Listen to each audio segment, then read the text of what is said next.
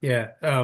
Yeah, and you had when you were doing the summary, you had said something about Little John saying like, well, since one of us is going to die, why don't we eat first?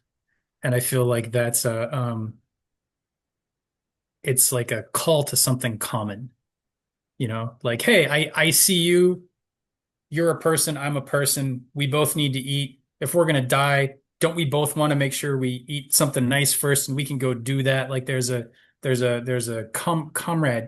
comradeship, Mm. camaraderie. That's the Mm. word. So there's a camaraderie there. There's a commonness of like seeing the other person as a human and caring for their needs that, as you point out, the steward completely bails on. He doesn't care. Uh, He wants to be the yeah. tyrant. He doesn't want to take care of others.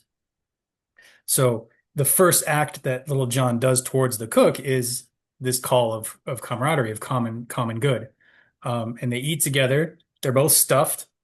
They're both impressed by how well the other one eats. They're both impressed by how well the other one drinks. And And then sings. and then they sing. Exactly. Exactly. And I think I had something I wanted to kind of pull from those songs. Let me see if I can get them up on my phone here. Thank you. Yeah, I was hoping you would. I glossed over those kind of terribly. Oh, no worries. They're a little strange, and I wasn't sure. I think the only reason I even looked at them was because they were like, what is here? Is there anything here? And so I dug a little bit deeper, and the cook sings a song called "The Song of the Deserted Shepherdess." Mm. And there's sort of three stanzas. It's this shepherdess who is sad because shepherdess fair Phyllis is sad, and she cries to the willow tree. Mm. Uh, I'll take thy branches fair and twine a wreath to deck my hair, which is, I don't know about the willow tree if it's, in medieval time it was symbolic, but I can definitely see it being the weeping, the sort of the willow trees always have this sort of like falling feeling to them. Mm. And so she's sort of symbolically showing her grief by this crown on her head.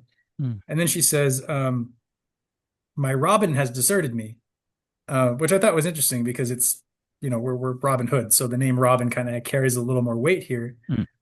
And so the second stanza, first stanza, she's sad. Second stanza, she says why she's sad. Her boyfriend uh, left her for somebody else, Mm. and she's still making things for her hair. And then the third stanza is coming from the sea, as good as if he were the tide. Young Corydon, which I guess is another name, comes over and sits beside Phyllis, and presently she changes her tune and stops moaning to the willow. So assume it's fair to assume this Corydon guy is pretty chill.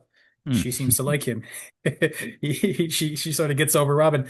But what I see there is this would be more neat if they switched the names and Robin was the one Mhm. who like comes over at the end. But you have this woman who's sort of been left, whose partner behaved poorly. Mm. And then then another partner comes back and she's like happy again. And Mm. so there's a little bit of a mirroring of John under the sheriff Mhm. and then John under Robin. It doesn't quite work because, like I said, the names are wrong and John was the one that left, but there's still this like move from one to the other one that makes you happy, right? Mm.